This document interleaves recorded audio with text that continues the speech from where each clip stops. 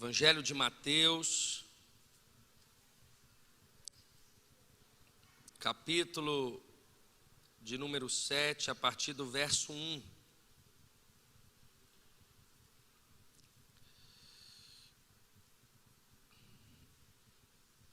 Acompanhe o texto comigo, por favor. Não deixe nada tirar sua atenção. Essa não é a hora do Instagram, essa não é a hora do WhatsApp.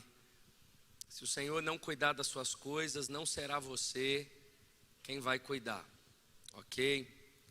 Em que eu estou dizendo? Deus sabe que você está aqui, Deus sabe que você está assistindo, Deus sabe que você precisa dessa palavra. Às vezes a gente tem aquele senso de, fulano que devia estar aqui. Se fosse fulano, estava, mas não está, é para você, é para mim. É por isso que nós estamos aqui. Então, não deixe nada tirar a sua atenção. Deus sempre tem uma palavra para mim e para você, em nome de Jesus. Verso 1 do capítulo 7 diz assim: Não julguem, para que vocês não sejam julgados.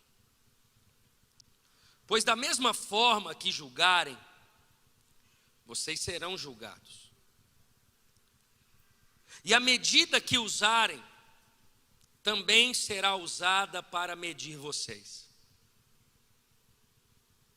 Porque você repara no cisco que está no olho do teu ou do seu irmão, e não se dá conta da viga que está no seu próprio olho? Como você pode dizer a seu irmão: deixe-me tirar o cisco do seu olho, quando há uma viga no seu? Hipócrita, tire primeiro a viga do seu olho, e então você verá claramente para tirar o cisco do olho do seu irmão. Não deem o que é sagrado aos cães, nem atire suas pérolas aos porcos. Caso contrário, estes as pisarão, e aqueles, voltando-se contra vocês, os despedaçarão. Despedaçarão.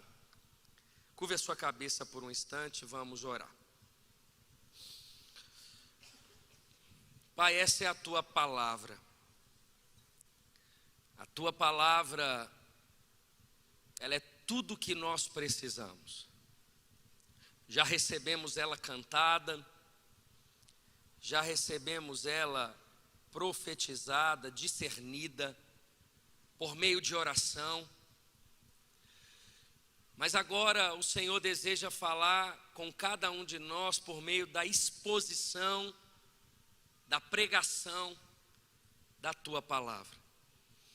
Por isso, conceda a cada um de nós, a começar de mim, discernimento, sabedoria, unção, para compreender a tua vontade conforme cada necessidade. Que o Senhor fale em cada coração, mas que todos nós, no final dessa reunião, possamos sair daqui mais cheios, com mais amor ao Senhor e ao próximo, mais transformados, homens e mulheres melhores, aperfeiçoados por meio da palavra. Assim eu oro e desde já devolvemos somente o teu Filho toda honra, glória e louvor dessa palavra, desse culto e de toda a nossa vida. Nós oramos em nome de Jesus. Amém. Tire a viga do olho. É o tema dessa palavra. Eu quero dividir essa mensagem em 3 momentos. O primeiro momento, eu quero trazer o contexto que Jesus está pedindo, exortando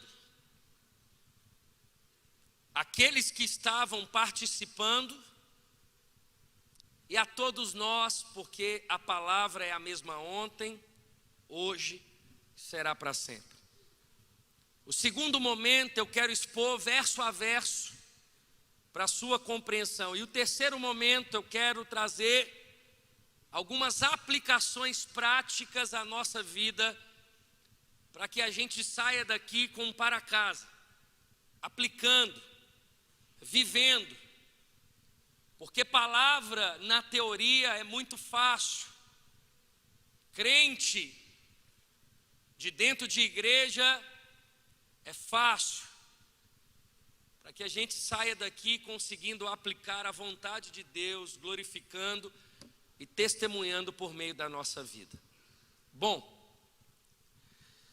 você sabe que Jesus está dizendo essa palavra no meio de tantas outras, que Jesus está trazendo um crivo, Jesus está passando a régua,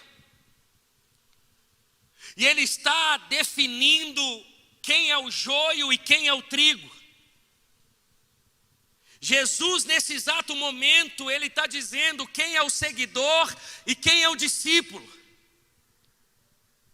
Jesus está dizendo quem realmente o conheceu e quem foi tão somente convencido e não convertido. Jesus está, nesse exato momento, pregando o seu maior sermão do seu ministério. O evangelho no qual esse sermão está é de Mateus, mas o sermão é de Jesus. Essas palavras não são de Mateus, essas palavras não são do apóstolo Paulo, essas palavras não são do pastor Márcio, essas palavras são de Jesus. Essas palavras estão sendo ditas por alguém que é perfeito, por alguém que tem autoridade, por alguém que nunca flertou com o pecado, por alguém que teve a oportunidade de julgar, de condenar e decidiu salvar. É de alguém que nesse exato momento havia uma multidão o seguindo, e ele pediu para que todos se assentassem, e ele então começou a dizer o que estava no seu coração, em concordância com o coração do seu pai, e trazendo exatamente o que é da vontade dele. Ou seja, isso aqui não é uma parábola, isso aqui não é um conto, isso aqui não é uma história para que você então reflita sobre alguma coisa, não. Isso aqui é um sermão, isso aqui são palavras literais, isso aqui são palavras absolutas, proferida por meio de Deus, que é Jesus Cristo. Esse é o contexto. Jesus está no alto do monte, no seu sermão, que faz a junção de 3 capítulos do Evangelho de Mateus, capítulos 5, 6 e 7. E você há de concordar comigo que as últimas palavras de uma carta, de um sermão, certamente são aquelas que você deseja que fique, que permaneça, que a pessoa grave. Está no último capítulo, capítulo 7. E ele começa esse capítulo falando sobre julgamento. Alguns, ao lerem essa história, essa perícope, essa palavra, acham que é uma reflexão a respeito do outro, ou que esse texto é sobre o outro ou sobre o próximo. Não, ele é sobre nós, sobre você. É pessoal. Jesus não está falando para você olhar para o seu próximo. Jesus está falando por meio desse texto para você olhar para você, olhar para o seu coração Não adianta você falar, fulano que devia pensar, porque é ele quem julga. Não, é para você. E é nesse contexto que Jesus diz essas palavras. Quando ele está trazendo a diferença de um seguidor, de um discípulo, de um joio, de um trigo, de alguém que o serve de verdade, que o conheceu, e de alguém que simplesmente flerta com as bonanças, com as vitórias, com os milagres de Deus. Porque se ele não tiver milagre, eu não quero ele. Então você tem que ir, irmãos, em qualquer outra pessoa, ou seguir qualquer outro.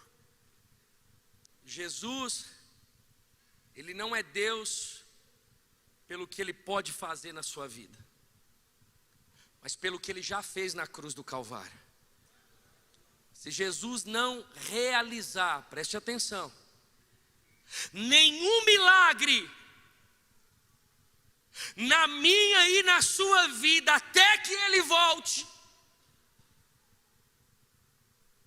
ele já tem motivos, nós já temos motivos suficientes para servi-lo e adorá-lo até o último fôlego de vida. Ele não é nosso funcionário, ele é nosso Deus. Se é da vontade dele, ele faz. Se não é, ele não faz. E é isso que Jesus está dizendo. No verso de número 1, ele começa dizendo: não julguem.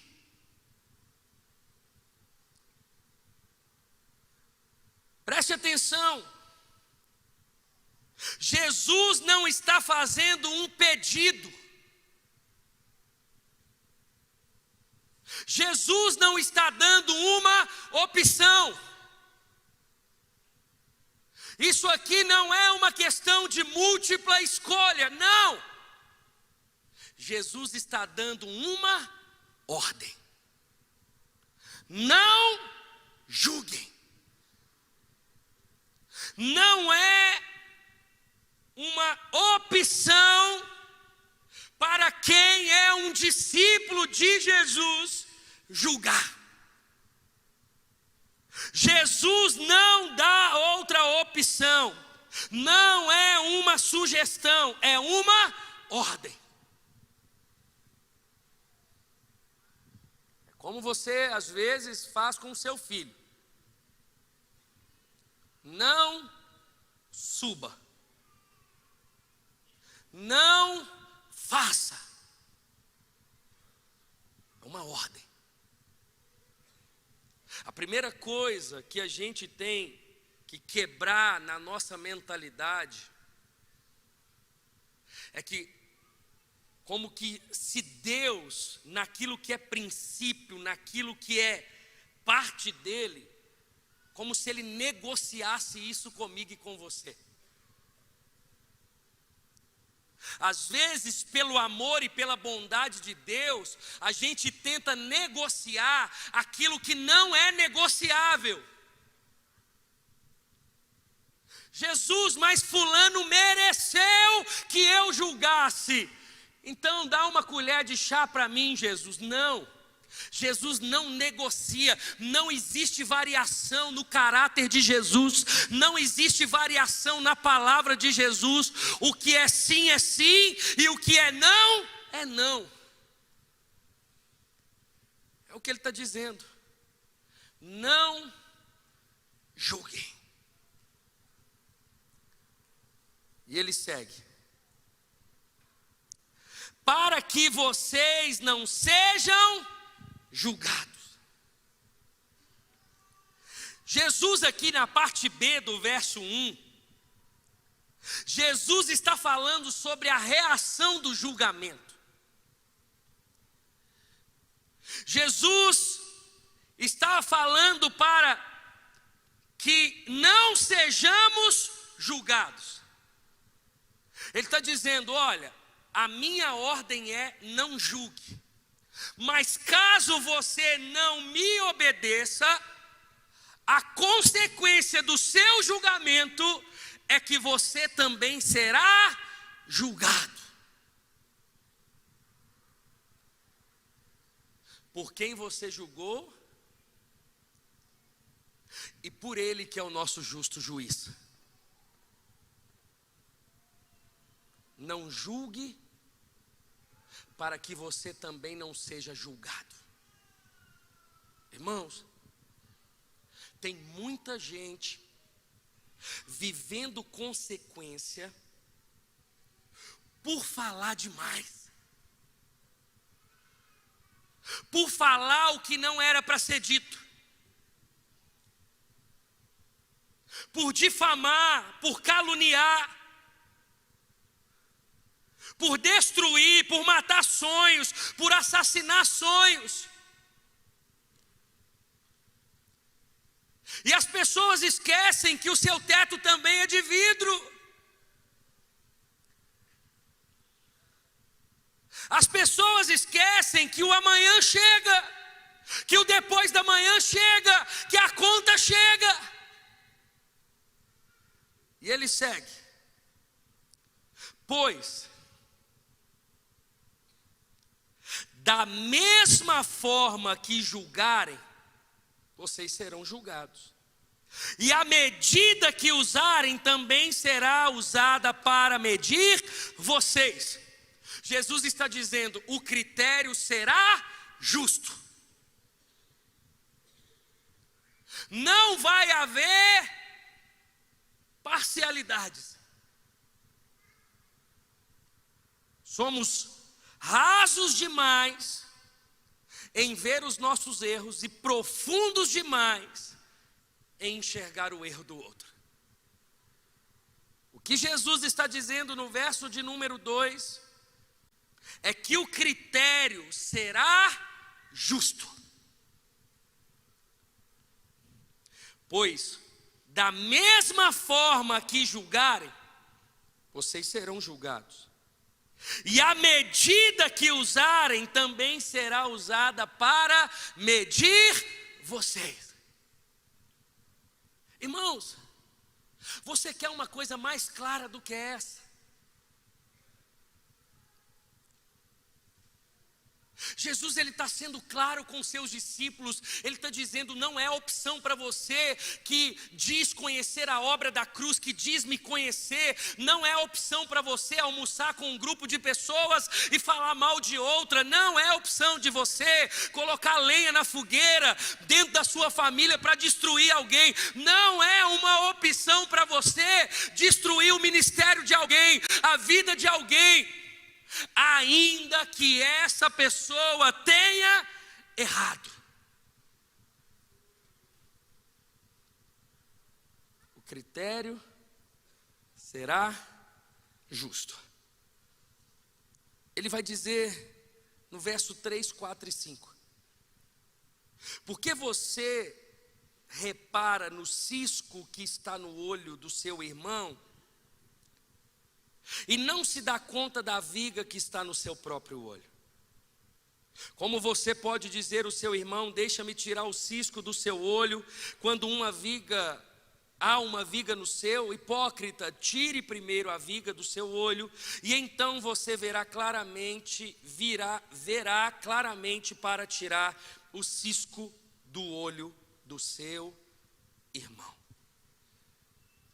O verso 3, o 4 e o 5, Jesus está pedindo uma coisa: olhe para si. Olhe para dentro do seu coração. E uma pergunta que ele nos faz diante desses 3 versos é que, ao você olhar para dentro do seu coração, você conseguir discernir e enxergar se há poeira naquele quarto que você não limpa, no lugar mais íntimo do seu coração, naquele lugar aonde ninguém está vendo. Eu disse aqui em algum culto, mas não sei, mas vou repetir, me veio isso agora. Eu fui atender uma pessoa aqui no gabinete pastoral, e essa pessoa estava ali vibrando com o que Deus estava fazendo. Pastor, mas no meu trabalho Deus está fazendo, Deus está prosperando, as portas estão se abrindo, glória a Deus. Pastor, glória a Deus pela minha família, na minha casa está um ambiente de paz, nunca vivemos o que estamos vivendo agora, os meus irmãos com os meus pais, e está tudo bem. Pastor, na igreja, graças a Deus, eu estou bem envolvido, eu estou me sentindo parte do corpo, e eu estou ali servindo, eu estou dentro de um GC. E eu só ouvi. Quando eu ouvi, eu vibrei, eu glorifiquei. Glória a Deus, meu irmão, glória a Deus pela sua família, glória a Deus pela sua profissão, pelo seu trabalho, glória a Deus por você estar envolvido, glória a Deus. E ali já estava terminando o gabinete, e ele falou: pastor, então ore por mim. E eu falei: oro. Ele fez a mão assim para me orar. Quando ele fez a mão, fechou o olho, e eu fui para orar para ele, Jesus falou assim comigo: pergunta para ele como está a sexualidade dele. Eu falei: meu irmão, antes de eu orar, você falou sobre várias áreas, mas como é que está a sua questão sentimental, sexual? Ele virou para mim e falou assim: pastor, sobre esse assunto eu não converso com ninguém. Eu assustei. Eu falei: como assim, meu irmão? Essa é uma área, pastor, que eu não deixo ninguém tocar. Eu falei: nem Jesus? E ele falou assim: nem Jesus.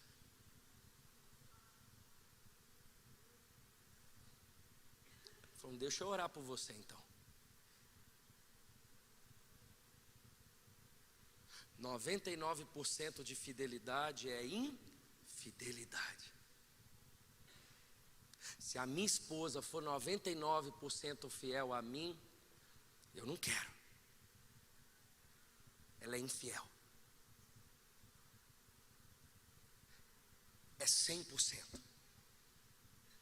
Fidelidade é 100%. É por isso que Jesus está dizendo: olhe para si.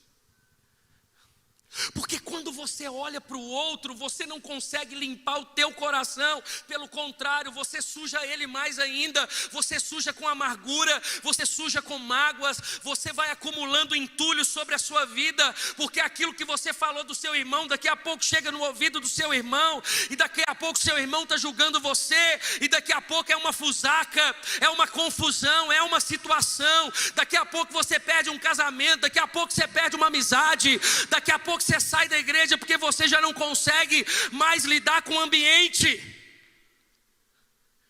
O que Jesus está dando como ordem, irmãos, não é para nos privar, é para cuidar de nós.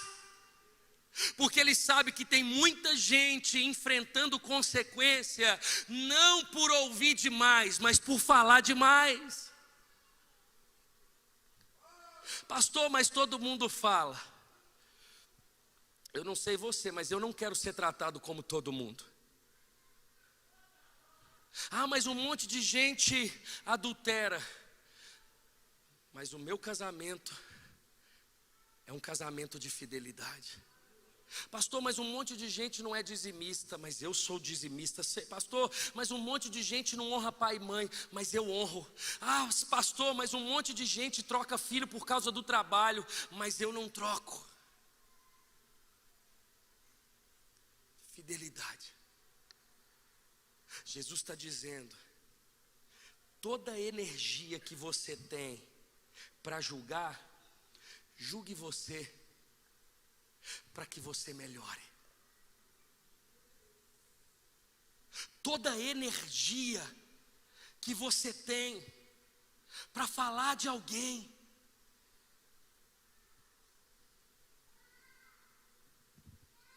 para de alguma forma difamar alguém, para julgar alguém, olhe para si.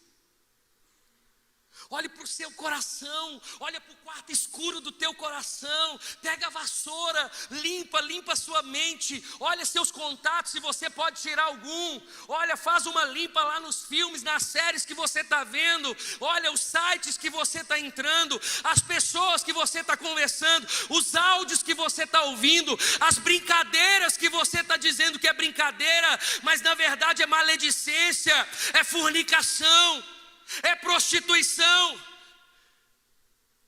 Pastor, mas eu estou num grupo, não é eu que mando, é os caras do trabalho que manda. Mas por que você está ali vendo tudo aquilo te contaminando? Deus não quer você ali. Deus quer você anunciando o evangelho.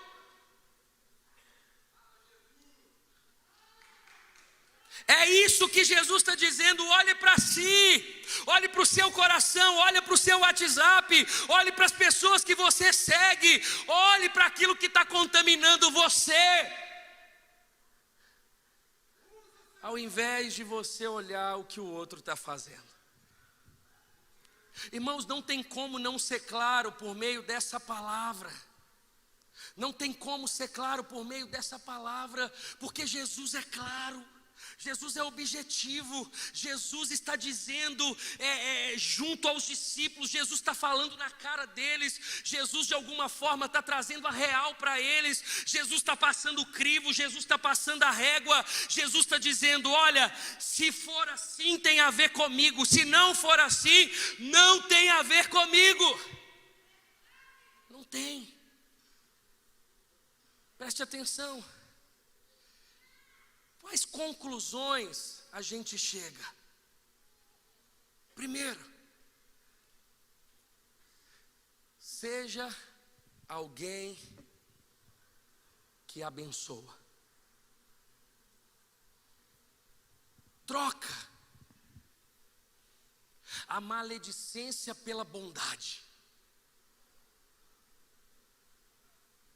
Troca você olhar o pior das pessoas e você valorizar as qualidades. Para de olhar os defeitos da sua esposa e olha as qualidades dela. Para de olhar os defeitos do seu marido e valorize o que ele tem de bom. Porque isso vai fazer você abençoar ao invés de julgar. Seja alguém que abençoa.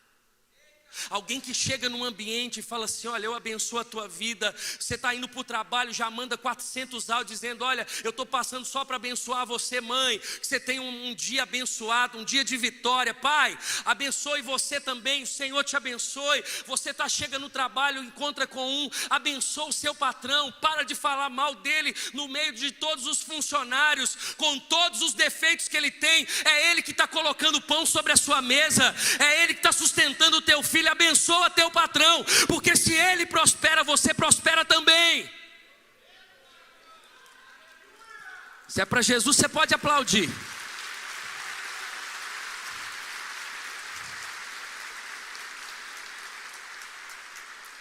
Preste atenção.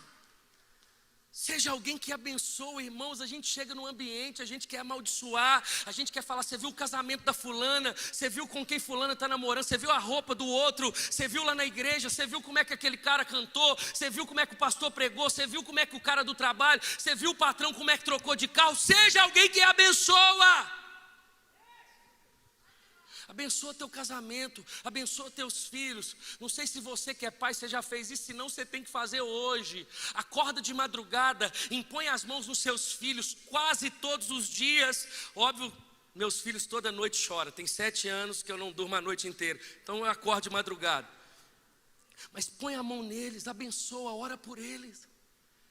Eles estão dormindo, eles nem estão sabendo que você, ao invés de você só dar castigo, amaldiçoar o seu filho, o trabalho que ele dá, o dinheiro que ele toma, a escola que está cara, põe a mão no seu filho, abençoa seu filho, fala, Senhor, ele será um homem de Deus, ela será uma mulher de Deus. Eu abençoo amanhã ele na escola, ele vai ser usado, o Senhor vai livrar. Eu abençoo você, meu filho, ele está dormindo e você está abençoando o teu filho. Tem muito filho hoje colhendo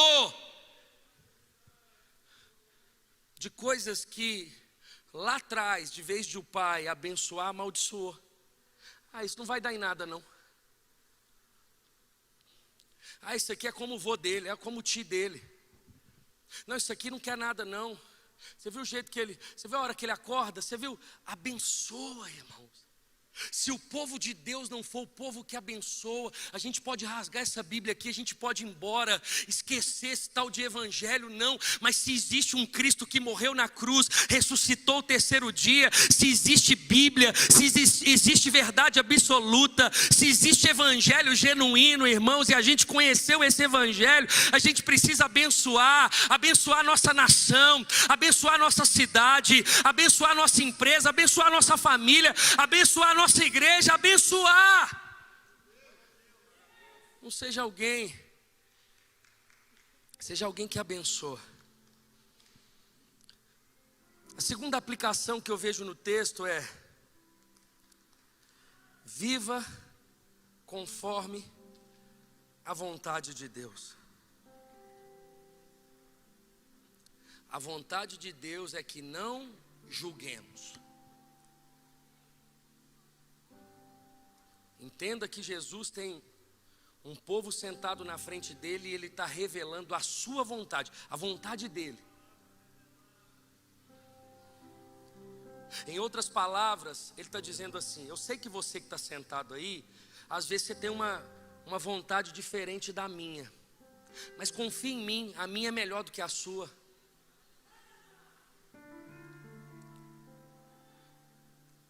Pode escrever. Pode confiar.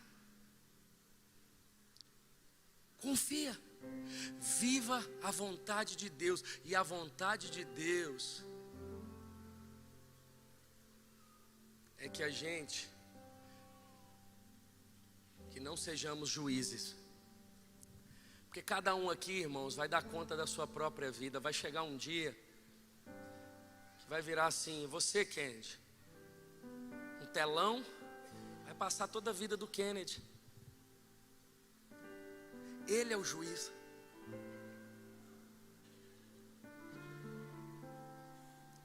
Deixa eu dizer algo para você. Eu chego à conclusão que o tribunal dos homens, ele está mais rigoroso do que o tribunal de Deus.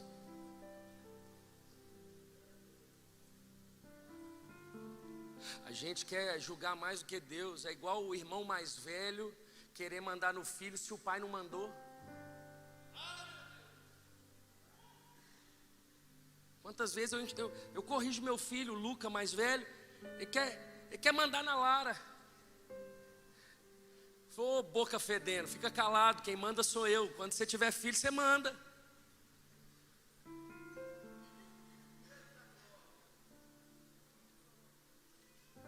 Pode fazer, filho, é para fazer raiva nele, não pode fazer. Papai, mas o senhor não deixou. Eu falei, mas ela eu deixei. Pode fazer, só para você ficar esperto. Deixa Deus ser Deus. E vamos só desfrutar do que Deus fez, irmãos. Deus não morreu por nós para que a gente fique almoçando ou jantando pessoas nas mesas da nossa casa. Deus fez a gente, Deus morreu por nós para a gente abençoar, para as nossas rodas de amizade ser rodas saudáveis, para que as nossas amizades, você sai dali leve, não teve ninguém na roda, você não falou mal de ninguém para se alegrar, você desfrutou, você comeu churrasco, você bateu papo, vocês oraram juntos, teve um tempo de qualidade, e você sai dali tarde, você fala assim, cara, a gente não precisou falar mal de ninguém para a noite ser legal. Jesus morreu por nós para que a gente abençoe. Pastor Márcio, ele tem falado uma máxima e ele vai dizer: as pessoas, como é que ele fala? Nos ouvem com os olhos. As pessoas nos ouvem com os olhos. Às vezes não vai sair nenhuma palavra da sua boca, Mas as pessoas, ao observar você é como Jesus. Você é como Jesus.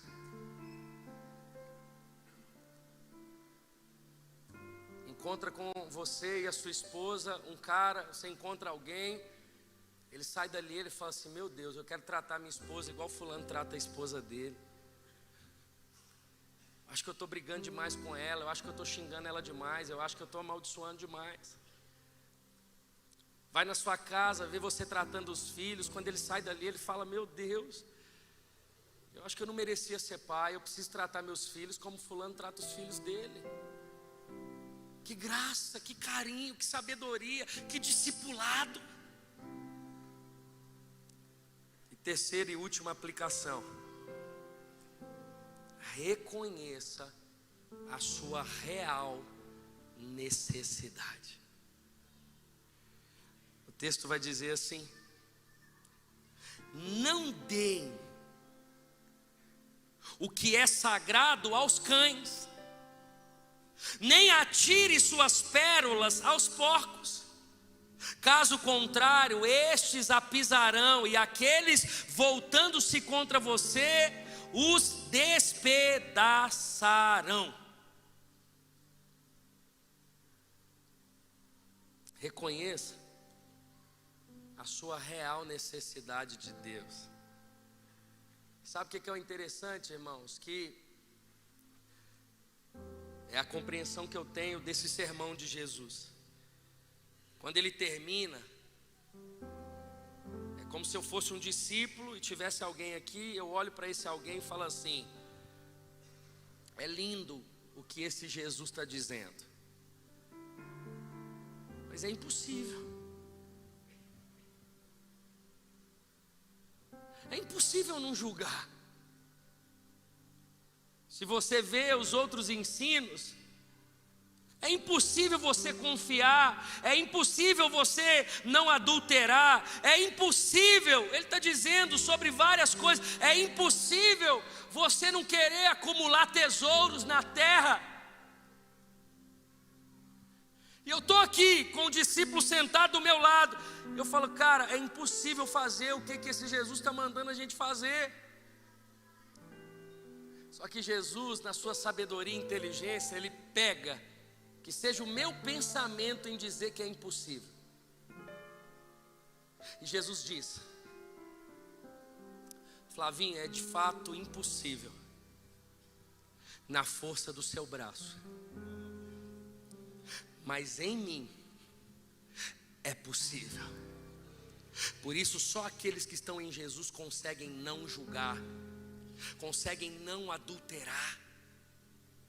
Você vai se lembrar de Gálatas capítulo 5, quando a Bíblia vai dizer os frutos do Espírito: mansidão, longanimidade, temperança, fidelidade. Ele está dizendo: ei, na força do seu braço você não consegue ser fiel, mas em Jesus você consegue. Como se Jesus dissesse para aqueles discípulos assim: olha, vocês chegaram na conclusão certa, é impossível se você tentar fazer isso na força do seu braço. Por isso que a sua entrega deve ser total e a sua dependência também, porque em mim é possível você praticar todo esse ensino desse sermão, dessas palavras. É possível em Jesus, é possível. É possível, irmãos. É possível você ter paz na sua casa, é possível. Você fala assim: mas toda família tem uma confusão. Toda família, de fato, irmãos, porque tem gente de todo tipo. Posso te falar uma verdade? Eu não sei a última vez que eu briguei com a minha esposa, diante de Deus.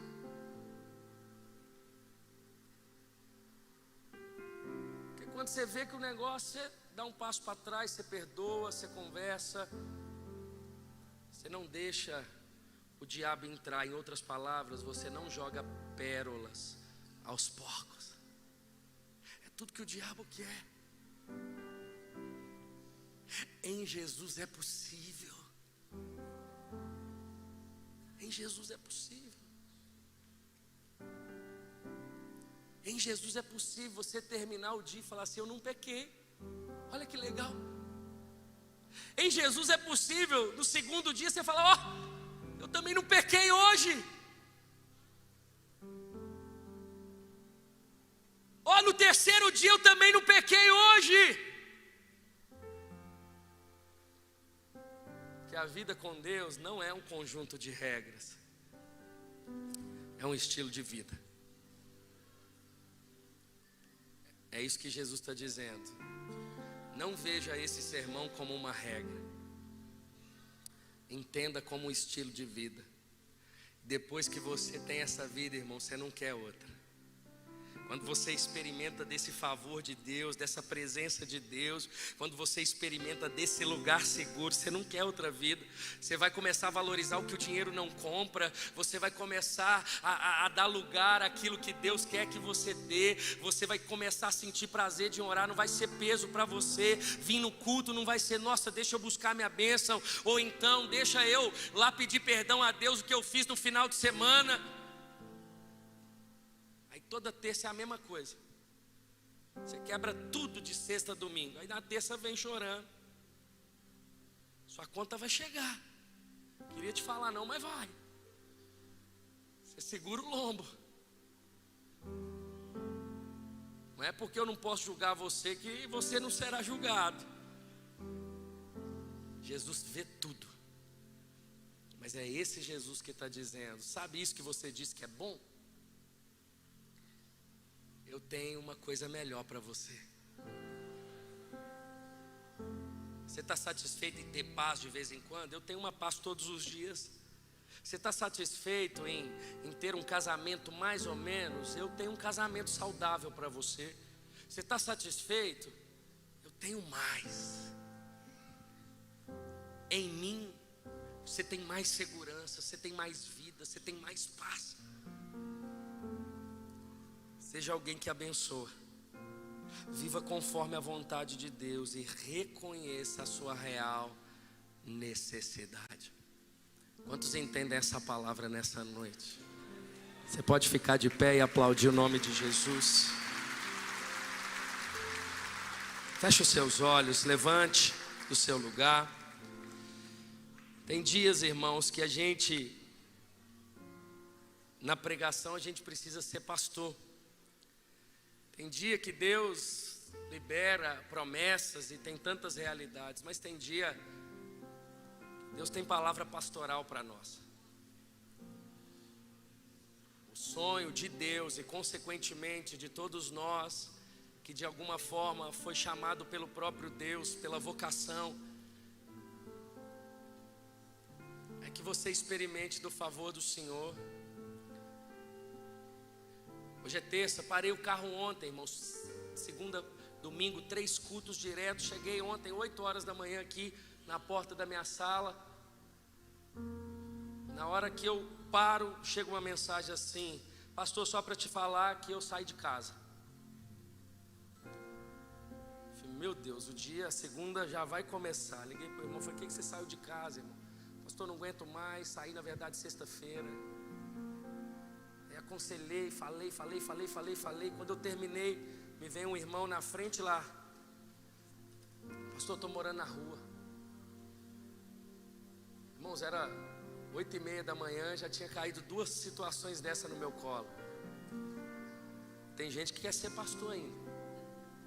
Seja bem-vindo. É simples, irmãos. A vida com Deus é simples. Não complica a vida com Deus. Só olhe para dentro de si. Se viu poeira, pega a vassoura, limpa. E agora cuida da casa. Só isso. Faz manutenção. Você não precisa do pecado para viver. Tem gente que fala, mas o pecado é muito bom. Quem disse, irmãos, que algo que destrói é bom, que destrói família é bom? A Bíblia que a gente lê, que a gente acredita e que é infalível, ela vai dizer que Deus é bom. e a sua misericórdia dura para sempre. O pecado não é bom. Você não precisa do pecado para viver. Você não precisa, o pecado não é o seu combustível. O seu combustível é a palavra de Deus.